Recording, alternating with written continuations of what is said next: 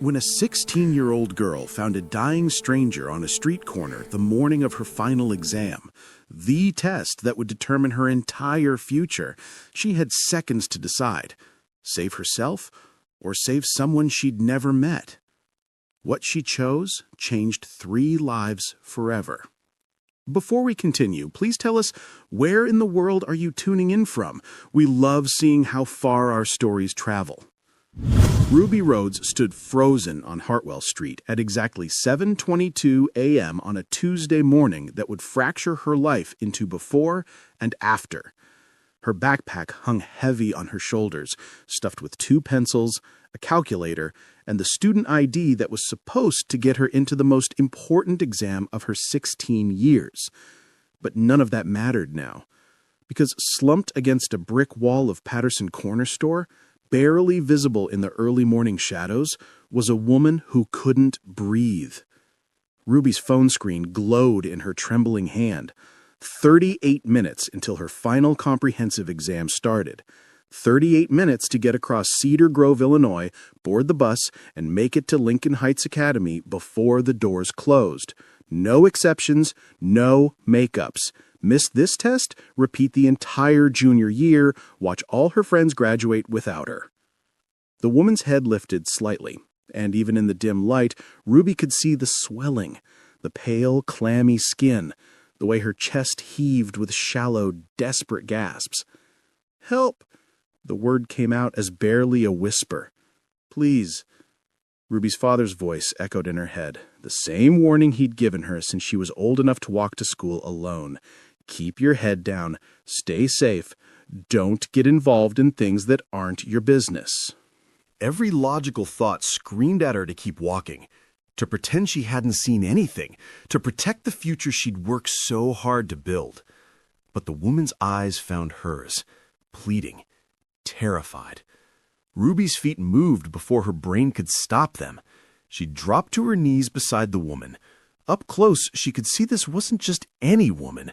The expensive suit, designer handbag, diamond earrings catching the streetlight. This was someone important, someone who should have people to help her. But right now, she had no one except a 16-year-old girl who was supposed to be on a bus. What happened? What's wrong? Ruby's voice cracked with panic. The woman's lips moved, barely forming words. Her hand shot out with surprising strength and gripped Ruby's wrist. Banana!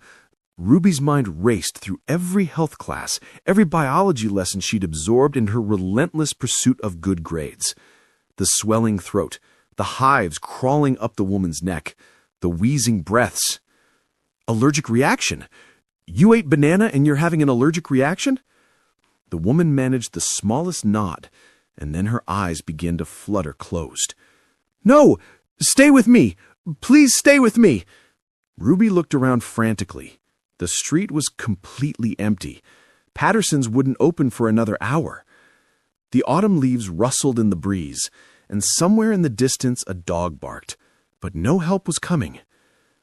7:26 a.m. Ruby's hands shook so badly she could barely unlock her phone. She dialed 911, her breath coming in short gasps that matched the woman's labored breathing. 911, what's your emergency? There's a woman, Hartwell Street, corner of 5th. She can't breathe, allergic reaction. Her throat is closing. Please send help now. Ma'am, help us on the way. Stay calm. Can you tell me? I can't stay, Ruby interrupted, her voice rising. Henderson Pharmacy, 2 blocks, EpiPen. She's going to die if I don't. She dropped the phone and ran. Her lungs burned. Her backpack slammed against her spine with every stride. She'd never been athletic. All her time went to studying, to trying to be perfect, to making her dad proud. But now she ran like her life depended on it. Because someone's life did depend on it. Ruby crashed through the door of Henderson Pharmacy's 24-hour emergency window, startling the night shift pharmacist so badly he knocked over his coffee. EpiPen, she gasped. Woman, dying, allergic reaction, banana, throat closing, please. The pharmacist, his name tag read Ron, took one look at the pure terror in this teenager's eyes and grabbed his keys. Anaphylaxis? Yes, she can't breathe. I don't know how long. Please, I have to go back. Ron's hands moved with practiced efficiency, pulling an epinephrine auto-injector from the locked cabinet. Do you know how to administer this? Health class. We practiced. Yes, I know. Outer thigh. Hold for 10 seconds. I know! Ruby was already moving toward the door. Thank you. Thank you. Go. I'm calling it in. The run back felt longer. Every second stretched into an eternity. Ruby's mind kept conjuring the worst, arriving to find the woman already gone, the street corner empty except for a designer handbag and the ghost of a choice that came too late. But when she rounded the corner onto Hartwell Street, the woman was still there. Barely. Her breathing had deteriorated to a thin whistle. Her lips were taking on a blue tinge. One hand clutched at her throat in a futile attempt to pull in air that wouldn't come. Ruby dropped beside her, fingers fumbling with the EpiPen cap. Her hands wouldn't stop shaking. Health class had been one thing, a practice dummy, a classroom full of giggling students. No real stakes. This was different. This was life and death, and Ruby was the only one standing between them. She positioned the auto-injector against her outer thigh, right through the expensive suit pants. Please work. Please, please work. She pressed down hard. The click seemed impossibly loud in the quiet morning. Ruby held it there, counting in her head. 1, 2, 3. The woman's face was gray. 4, 5, 6. Was it supposed to take this long? 7, 8, 9. What if she'd done it wrong? 10. She pulled the injector away. For one terrible, endless moment, nothing happened. Then the woman gasped, a deep, ragged, beautiful inhale, and her eyes flew open. Ruby sat back on her heels, suddenly aware that tears were streaming down her face, that her whole body was shaking, that sirens were wailing in the distance. The woman's hand found hers and squeezed weakly. Ruby looked down at her phone screen. 8:17 a.m. 17 minutes after her exam had started. 17 minutes into a test she'd spent months preparing for. 17 minutes past the point of no return. The paramedics arrived, like a cavalry in blue uniforms. They moved with efficient calm. Asking Ruby questions, she answered automatically, while her brain tried to process what she'd just done, what she'd just lost. As they loaded the woman onto a stretcher, now stabilized and breathing normally, one of the paramedics, a woman with kind eyes and graying hair, squeezed Ruby's shoulder. You saved her life, sweetheart. That was textbook anaphylaxis response. How old are you? 16. 16! The paramedic shook her head in amazement. Most adults would have kept walking. You're something special, you know that. Ruby didn't feel special. She felt like she'd just thrown away her entire future for a stranger. The woman on the stretcher, now with an oxygen mask covering half her face, reached out and grabbed Ruby's hand one more time. Her eyes were clearer now, focused and intense. Thank you, she whispered behind the mask. You saved my life. What's your name? Ruby Rhodes. Ruby. The woman's eyes filled with tears. Ruby Rhodes. I'm never going to forget that name. She started walking home, each step heavier than the last. The maple trees lining Hartwell Street had leaves just beginning to turn autumn colors. Ruby had always loved this time of year, the promise of change, of seasons shifting, of new beginnings. Now it just felt like endings. The walk home gave her too much time to think, too much time to replay every moment of the last hour, too much time to calculate exactly what she'd sacrificed. She thought about the polynomial equations she'd memorized, the essay structures she'd practiced, the 3 all-nighters she'd pulled in the past week alone, reviewing every possible topic that might appear on that exam. She thought about her father, Wesley, who worked 60 hours weeks at the warehouse so she could have a chance at college, who came home exhausted every night but still helped her study at their tiny kitchen table, who believed she was going to be the one to break them out of the cycle of barely making ends meet. What was she going to tell him? Dad? I threw away everything we've worked for. I missed the exam. I'm going to repeat junior year. I'm sorry.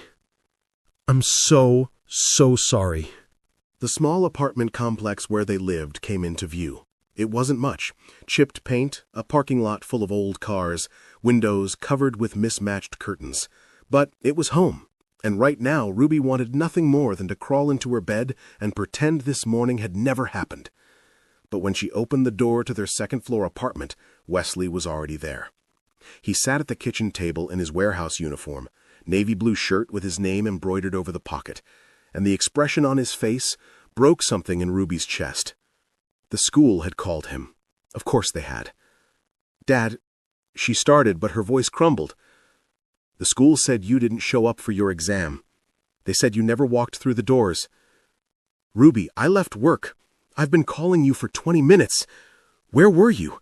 What happened?" And that's when Ruby completely fell apart. She collapsed into a chair, and the whole story came tumbling out between sobs. The woman on the street, the choice, the run to the pharmacy, the EpiPen, the paramedics, the exam time ticking away while she held a stranger's hand.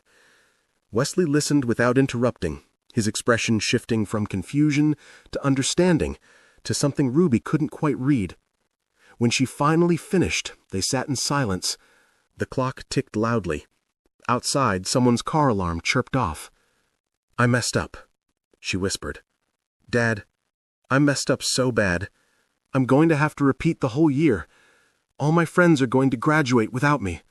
All that studying, all that work, it was for nothing. I threw it away. I'm so sorry. I'm so sorry. Ruby, look at me." She lifted her head. Her father's eyes were red, but his voice was steady. "You didn't mess up. Do you hear me? You didn't mess up. But the exam. Forget the exam." Wesley reached across the table and took both her hands in his. His palms were rough from years of manual labor, calloused from loading trucks and moving boxes, but his grip was gentle. "A woman is alive right now because of you. Do you understand what that means? Someone's daughter, someone's mother, someone's friend. She gets to go home tonight because my little girl was brave enough to stop." "But you work so hard so I can have a future, and I just—" "Ruby," Wesley's voice cracked. "Your mother and I, we didn't raise you to be successful. We raised you to be good. And today, you were good. Today, you were the person we always hoped you'd be." It was the first time he'd mentioned her mother in months. They didn't talk about Sarah Rhodes often.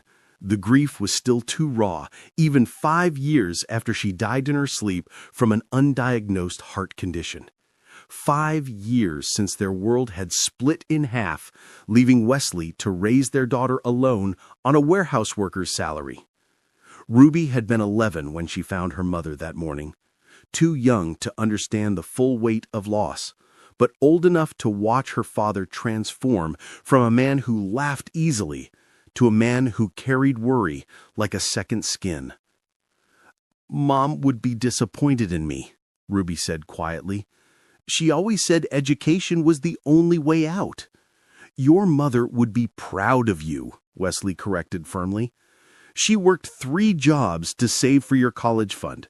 She studied for her GED at night after you went to bed. She knew what education meant. But you know what she told me once? She said, 'Wes, I don't care if Ruby becomes a doctor or a teacher or works at the grocery store. I just want her to be kind, because kindness is the only thing that really changes the world.'" Ruby's tears came harder. "I don't know what to do now." "We'll figure it out," Wesley squeezed her hands. "Maybe there's a makeup exam. Maybe we can talk to the principal. Maybe you do repeat a year, and if you do, you'll still get where you're going. Your education isn't going anywhere, sweetheart. But that woman on the street, without you, she wouldn't have had tomorrow." They sat together at that small kitchen table for a long time. Father and daughter, both of them scared about the future, but certain about one thing. Ruby had made the right choice, even if it cost her everything. Ruby eventually went to her room and lay on her bed, staring at the ceiling. The afternoon light filtered through her window, painting patterns on the walls covered with her achievement certificates and honor roll ribbons. Proof that how hard she'd worked might not mean anything anymore. Her phone buzzed with text from friends. Claire, everyone's asking where you were. Are you okay? Marcus, Ruby, what happened? You've been preparing for this test forever. Jenny, the exam was brutal. Call me when you can. Ruby turned her phone face down. She couldn't deal with that yet. Couldn't face the questions, the concern, the pity that would come when they learned what she'd done. Had anyone ever sacrificed their entire future for a stranger before? Had anyone been this stupid? But then she remembered the woman's eyes, the way they'd pleaded, the sound of her gasping for air, the terrifying blue tinge to her lips. And Ruby knew, even through the grief of losing this year, that she'd make the same choice again. She just hoped she wouldn't have to pay quite so much for it. 2 weeks passed. 2 weeks of Ruby trying to negotiate with the school administration. 2 weeks of hitting brick walls. The district had a firm policy: no makeups on final comprehensive exams except for documented emergencies, meaning the student's own medical emergencies, not someone else's. I understand what you did was noble, the vice principal had told her. Sympathy genuine, but hands tied. But the policy exists for fairness. If we make an exception for you, we'd have to make exceptions for everyone. But I saved someone's life, Ruby had pleaded. And that's admirable, truly, but it doesn't change district policy. So Ruby faced the reality. She'd be repeating junior year, starting over in the fall while Claire and Marcus and Jenny moved on to senior year without her, watching them graduate while she sat through another year of classes she'd already mastered. Wesley tried to stay positive. He'd say, maybe it's a blessing in disguise. You'll ace everything the second time around. Your GPA will be perfect. But they both knew the truth. Ruby had lost time she couldn't get back. And in a household where every dollar was stretched thin, where Wesley's warehouse salary barely covered rent and groceries, the thought of delaying college by a year and the financial aid that came with it felt like a weight crushing them both. Ruby stopped sleeping well. She'd lie awake at night, playing those few minutes on Hartwell Street over and over in her mind, searching for a different choice she could have made, some way to save the woman and make it to her exam, some magical solution that didn't exist. By the third Saturday after the incident, Ruby had almost accepted her new reality, almost made peace with the price of kindness. And then she heard the helicopter. It started as a distant hum, like a bee or a lawnmower, easily dismissed. But the sound grew louder, closer, until the windows in their apartment were rattling, and Wesley was jumping up from the couch where he'd been reading the newspaper. "What the hell?" he muttered, moving to the window. Ruby joined him, and they both watched in disbelief as a sleek black helicopter descended into the small community park directly across from their apartment complex. Within seconds, every resident of their building was rushing outside. Mrs. Lilly from upstairs, the Rodriguez family from the first floor, old Mr. Kevin, who usually never left his recliner, even the teenagers who typically lounged in the parking lot smoking cigarettes they thought no one noticed. Everyone gathered on the sidewalk, staring as the helicopter touched down on the grass, its rotors kicking up leaves and debris in a dramatic swirl. Wesley put a protective arm around Ruby. "Stay close to me." The helicopter door opened, and Ruby's heart stopped, because stepping out, looking healthy and polished and completely transformed from the dying woman on a street corner, was her, the woman Ruby had saved. She wore an elegant cream-colored pantsuit, her dark hair styled perfectly, sunglasses perched on her head. She looked like someone who belonged on magazine covers, not in their struggling neighborhood where helicopters never, ever landed. The woman's eyes scanned the crowd of gawking residents, and when they landed on Ruby, her face broke into a smile that could have powered the whole building.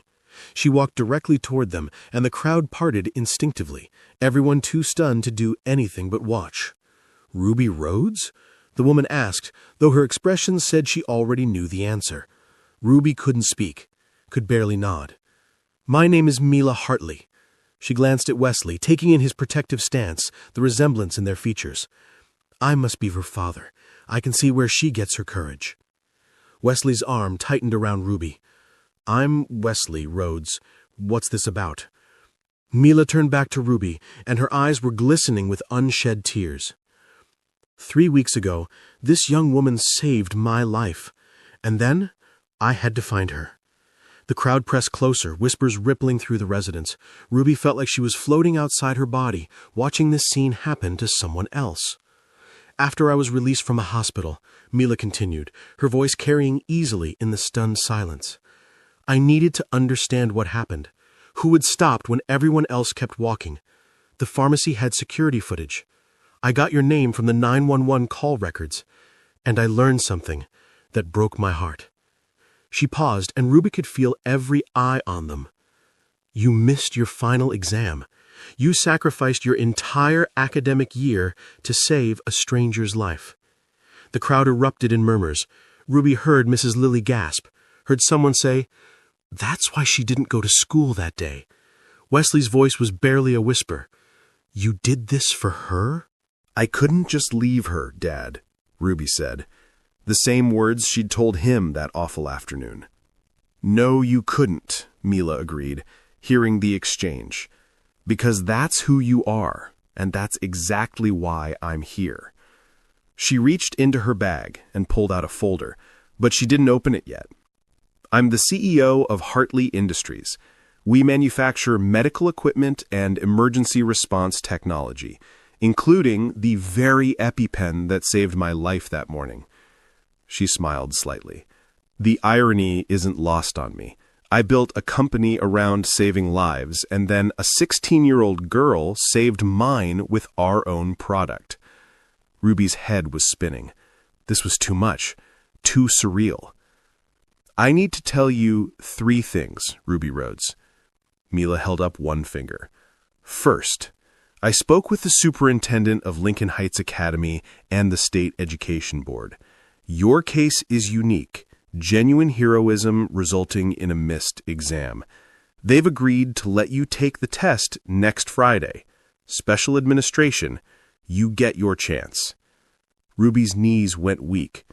Wesley's arm was the only thing keeping her upright. That's not possible, she stammered. They said there were no exceptions. There weren't, until I made a few calls. Until I told them that a student who sacrifices her future to save a stranger's life deserves every exception we can make. Oh my, Ruby breathed. Dad, I can take the exam. Wait, Mila said gently. There's more. She held up a second finger. Second, I'm establishing a scholarship fund in your name. The Ruby Rhodes Emergency Response Scholarship. Full ride to any university you choose. All 4 years. Room, board, tuition, books, everything. Wesley made a sound like he'd been punched in the gut. Before you say no, Mila continued quickly, this isn't charity. This is an investment. Someone who makes the choice you made, who values another person's life over their own success, is exactly the kind of person the world needs more of. I want to ensure nothing stands in the way of you becoming whoever you're meant to be. Ruby was crying now, full body sobs that shook her shoulders. Around them, the crowd of neighbors had gone completely silent, many of them tearing up as well. And third, Mila said, her own voice thick with emotion, I'd like to get to know you both, if you'll let me. You gave me my life back, Ruby. The least I can do is be part of yours, if you want that. Wesley pulled Ruby close, and she felt his tears in her hair.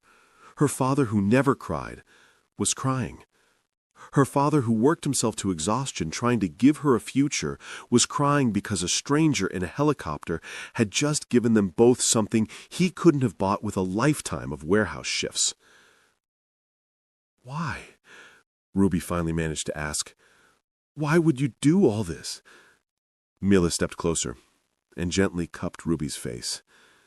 Because that morning, I was lying on that street corner for 15 minutes before you came along.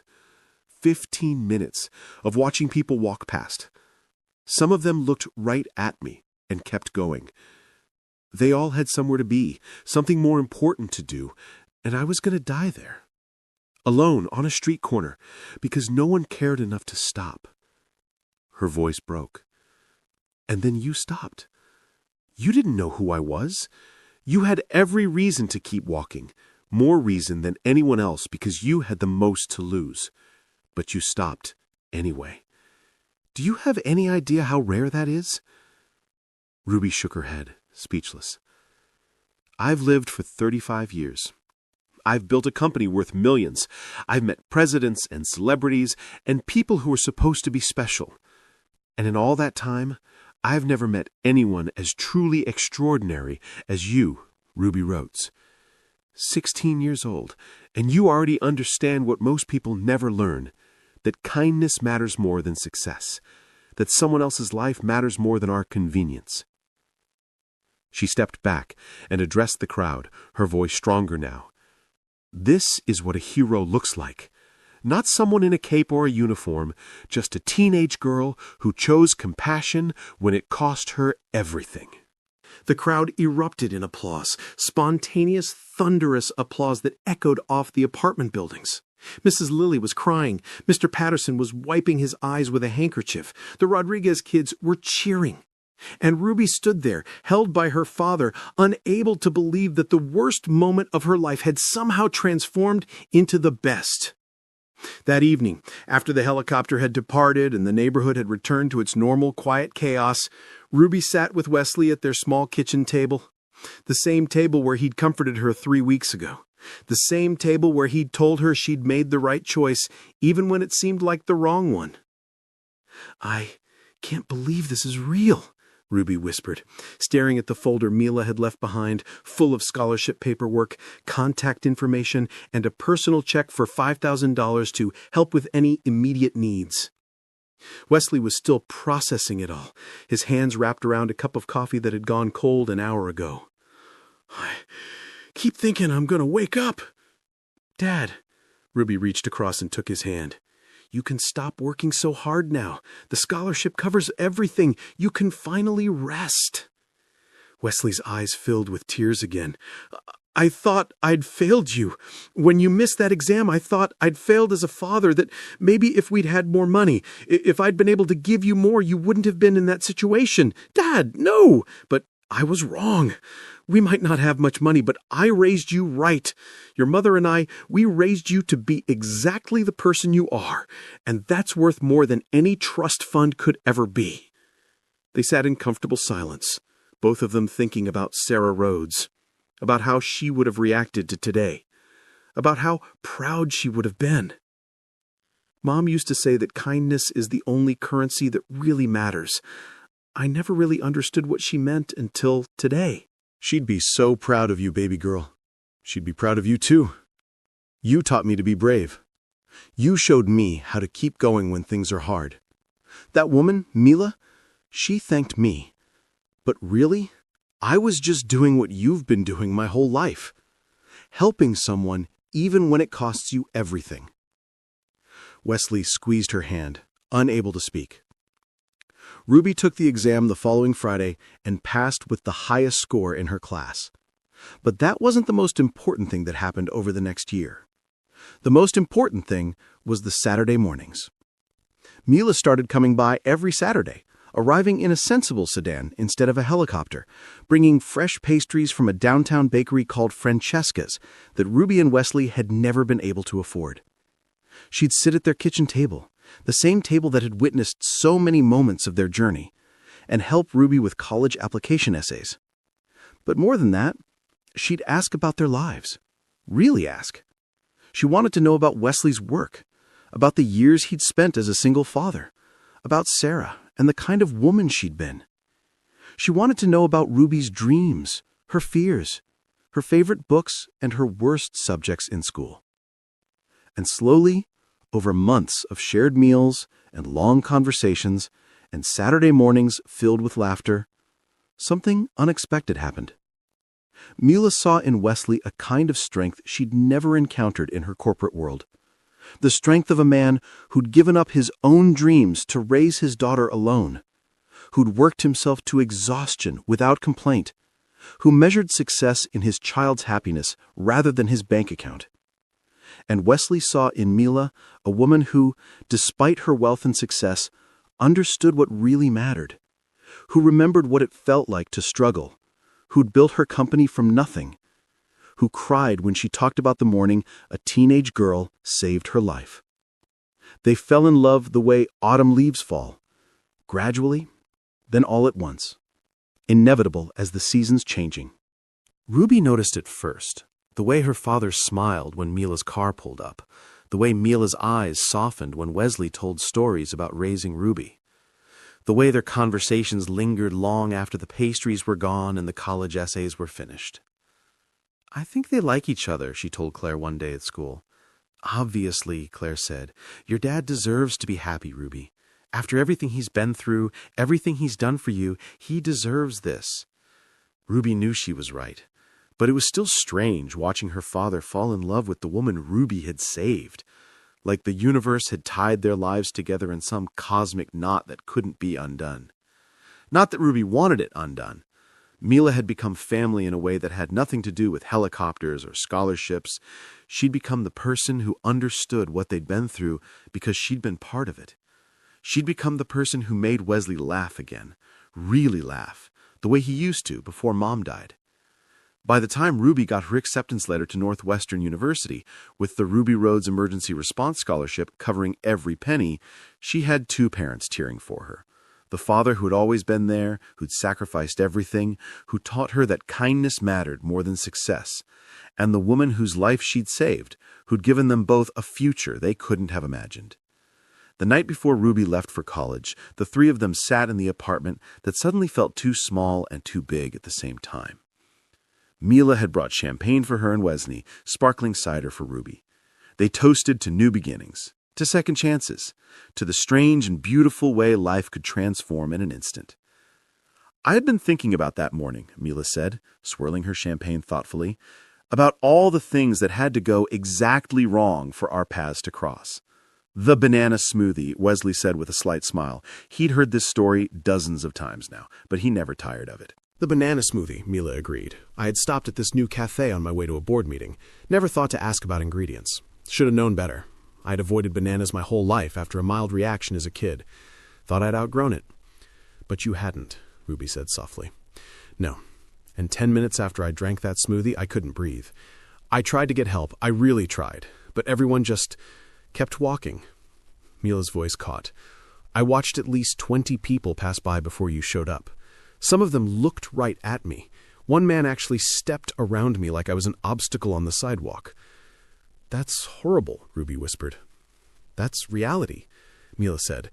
"We live in a world where people are so focused on their own lives, their own problems, their own schedules, that they forget to see each other. And I was going to die because of it." She reached over and took Ruby's hand. "But then you didn't keep walking. You had more to lose than anyone else who passed me that morning. You had a test that would determine your entire future. You had every excuse to keep going, but you stopped anyway." "I couldn't not stop. I know Dad always told me to keep my head down, to not get involved, and I tried to listen to that voice. But there was this other voice that was louder, and it kept saying, 'What if that was your mom? What if someone had walked past her when she needed help?' And I just couldn't." Wesley's eyes filled with tears for what felt like the 100th time that year. "Your mother would be so proud of you, of the woman you're becoming. She'd be proud of all of us," Mila added. "Of Wesley for raising a daughter who understands what really matters. Of Ruby for having the courage to act on it. And maybe, if she's watching, she'd be happy that her family found someone else to love who loves them just as much." It was the first time Mila had acknowledged what was growing between her and Wesley, and the words hung in the air like a promise. Wesley reached over and took her hand. "Sarah would like you. She'd appreciate that you see Ruby for who she really is, not just for what she can achieve." "I do see her," Mila said softly.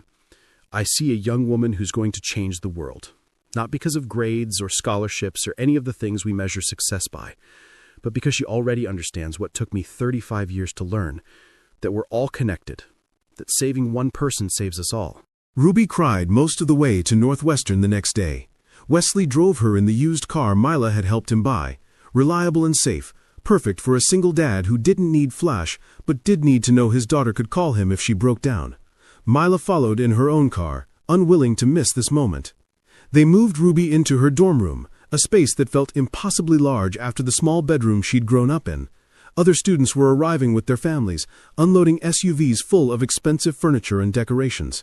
Ruby had 2 suitcases and a box of books, but she had something those other students didn't. 2 people who loved her unconditionally, and a story that had already changed her life. When it was time to say goodbye, Wesley held his daughter for a long time. "Call me whenever you need anything," he whispered. "I'm so proud of you, Ruby. So incredibly proud. I love you, Dad. Thank you for everything. Thank you for being you."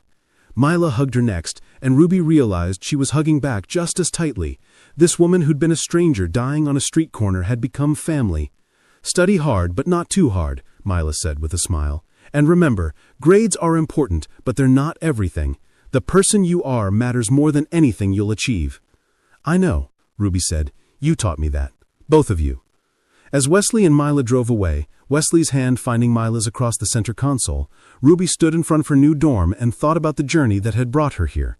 The choice she'd made on a Tuesday morning in October, the price she thought she'd have to pay, the unexpected gift that had come from choosing kindness over self-preservation. If someone had told her a year ago that missing her exam would lead to this, to a full scholarship, to a new family, to her father finding love again, she never would have believed it. But life was strange that way. Sometimes, the things that looked like endings were actually beginnings. Sometimes the worst moments transformed into the best. Sometimes, saving someone else's life meant saving your own. If this story touched your heart, don't leave silently. Subscribe to Souls Connecting Tales and stay with us for more moments that remind us what it means to be human. Leave a comment and share your thoughts. Your words might comfort someone who needs them more than you know. And if you felt even a spark of hope today, give this video a like, because sometimes a small act of support can change everything.